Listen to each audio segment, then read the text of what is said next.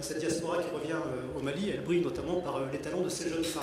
Ce n'est pas de la flatterie diplomatique, c'est simplement un constat très réel, et j'ai pu effectivement en voir effectivement des témoignages en cause de différentes rencontres que j'ai fait à la résidence, comme vous le disiez.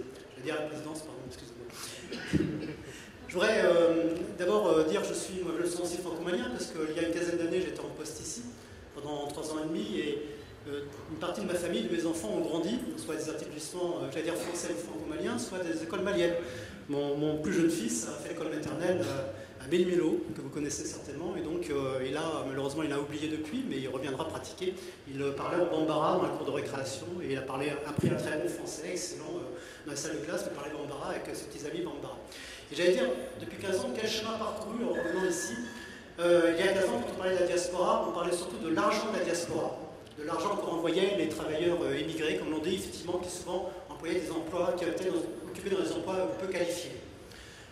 L'argent de la diaspora est toujours très important, parce que je crois que c'est à peu près 10% du PIB malien, en fait, national malien, et donc ça reste une source importante de revenus, et la France en est, je crois, le deuxième pays de provenance. Ou alors, lorsqu'il y avait des aventures de certains membres de la diaspora, c'était des aventures un peu individuelles. C'était vraiment d'aventures, parce qu'ils arrivaient, quelquefois à l'ambassade de France, on regardait aussi un peu, on leur disait mais pourquoi est-ce que vous voulez venir ici alors qu'en France vous avez des perspectives, etc. Et puis quelquefois, au Mali aussi, on leur ouvrait pas facilement les portes, les banques, les administrations, etc.